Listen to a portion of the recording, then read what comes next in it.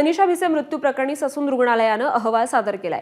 त्याबाबत पोलिसांना मात्र काही बाबतीत साशंकता आहे। सर्वात महत्त्वाचं म्हणजे ससूनच्या अहवालात दीनानाथ मंगेशकर रुग्णालयाच्या भूमिकेबद्दल स्पष्ट भाष्य करण्यात आलेलंच नाहीये।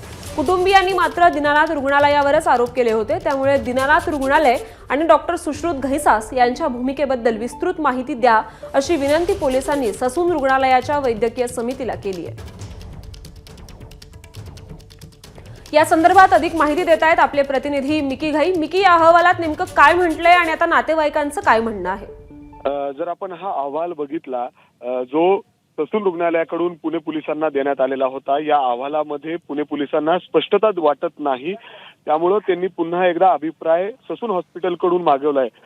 जो काल अहवाल आला होता त्याच्यामध्ये जर आपण बघितलं तर दीनानाथ मंगेशकर हॉस्पिटल असेल, सुश्रुत घैसास डॉक्टर असतील, यांची नेमकी चूक काय, यांची नेमकं डॉक्टरांचं जे निग्लिजन्स आहे खरंच यांच्याकडून झालंय का आणि काय कुठले कलमा अंतर्गत म्हणजे अर्थात कुठला गुन्हा यांच्यावर दाखल करायचा आहे हे या अहवालातून स्पष्ट होत नाही। त्यामुळं पुण्याचे जे पोलीस आयुक्त आहेत त्यांनी पुन्हा एकदा ससून रुग्णालयाला एक पत्र लिहून अशी माहिती मागितलेली आहे की दीनानाथ मंगेशकर हॉस्पिटल आणि डॉक्टर सुश्रुत घैसास यांच्याकडून नेमकं काय झालेलं आहे, खरंच ज्या पद्धतीने उपचार द्यायला हवे होते ते उपचार त्यांना मिळालेत का, जे डिले झालेला आहे त्याच्याबद्दल चूक काय, त्याचबरोबर जे निग्लिजन्स झालेलं आहे ते काय निग्लिजन्स झालेलं आहे या संदर्भातली स्पष्टता पुणे पोलिसांनी ससून रुग्णालयाची जी डॉक्टरांची टीम आहे अर्थात त्याच्यामध्ये डीन देखील आहेत त्यांना देखील पत्र लिहून या संदर्भातली माहिती मागितलेली आहे आणि त्यानंतर नेमका कुठला गुन्हा दाखल होऊ शकतो हे पोलीस ठरवतील। मात्र आता तरी जे चौथा अहवाल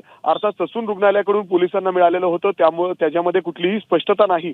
त्यामुळे पुन्हा एकदा एक पत्र पोलीस आयुक्ताने ससून रुग्णालयाला लिहिलंय आणि तो लवकरच उत्तर येईल अशी अपेक्षा आहे आणि त्यानंतरच पुढची नेमकी काय कारवाई होते डॉक्टर सुश्रुत घैसास किंबहुना दीनानाथ मंगेशकरवर हे यातून स्पष्ट होईल।